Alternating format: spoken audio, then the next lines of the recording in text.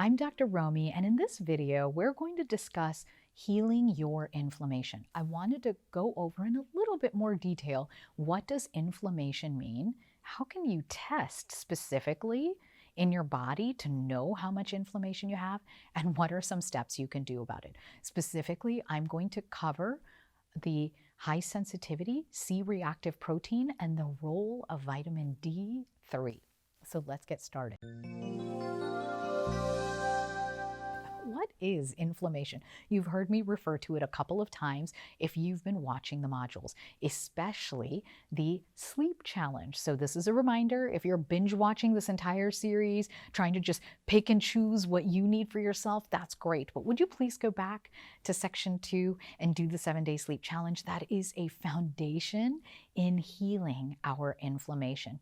Now, hopefully after module 1, or with the hormones, you printed out the lab slip. There's 2 different ones, one for men and one for women, and you went and had your labs checked. Well, in that list of labs, I also included markers of inflammation. So what is inflammation? When you are on your stress and success cycle, your airport traffic control center gets stressed and a chemical reaction happens in your amygdala and the limbic system that is connected to the rest of our brain and our body, and that is known as inflammation.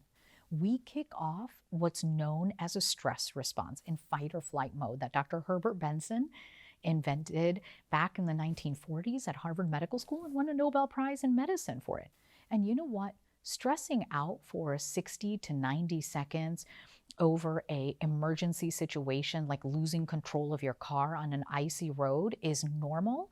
However, if that stressor is there, like a stress from your job or relationship or finances, for more than just a few minutes, it can actually negatively impact your brain and the rest of your body. Stress hormone levels like cortisol, adrenaline, epinephrine stay elevated, and they start to negatively impact or cause imbalances in multiple organ systems in our body.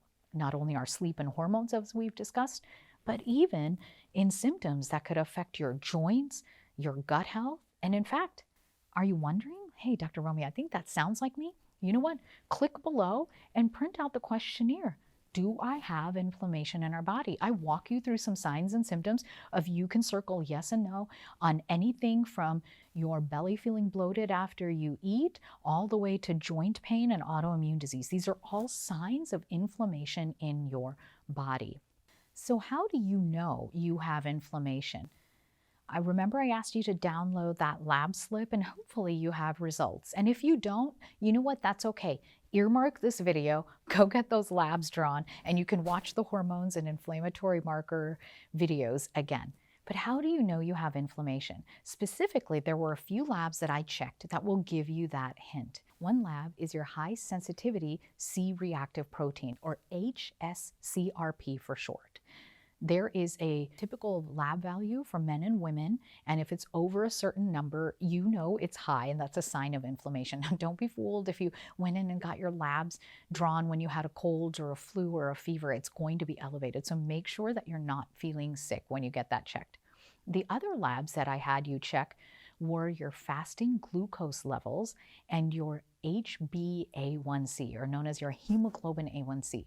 Now, I know those are commonly checked for diabetes, but interestingly, you may not have diabetes, but as those numbers are elevated in a pre-diabetic state, it tells me that you have inflammation in your body.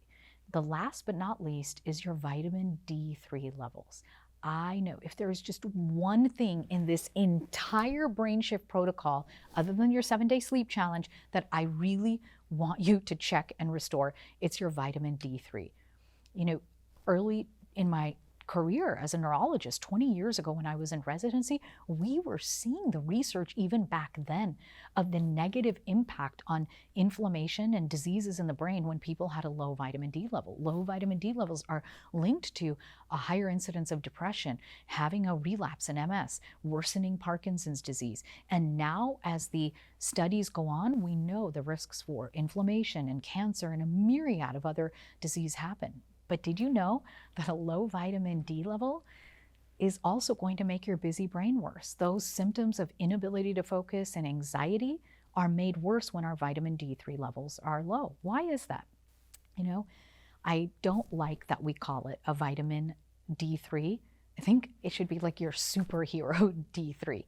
Vitamin D3 is actually a prohormone. It's necessary for every other hormone and most of your brain processes to work. And typically in the United States, depending on your lab, they can tell you you're normal even if you're at a level of 25 to 30. If you look at the reference sheet below, you'll see that I've categorized what a normal level is for men and women, but traditionally for men, that's between the levels of 40 and 60, and for women, between 50 and 70. So again, I want to repeat, a normal vitamin D3 level for men is between 40 to 60 nanomoles per liter, and for women, it is between 50 and 70 nanomoles per liter. So please get these labs checked, even if it's just your vitamin D3 level, and work with your physician to be on an appropriate dose. I will tell you, for most clients who are going through this busy brain protocol, a normal dose of vitamin D3 is about 5 to 10,000 international units daily. If your levels were really low, it may be even higher. And yes, you can get vitamin D3 naturally from being in the sunshine. It's a common question I get, but here's the problem. We need about 10 to 40 minutes in the sun with our skin exposed without sunscreen to get the right amounts of vitamin D.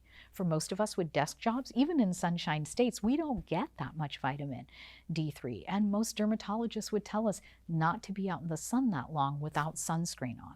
Also, when we're on that stress and success cycle, even if we're getting enough vitamin D3 from the sun, inflammation in our liver and in our body is preventing it from actually going to the rest of our blood and our brain. So that's why we need supplementation.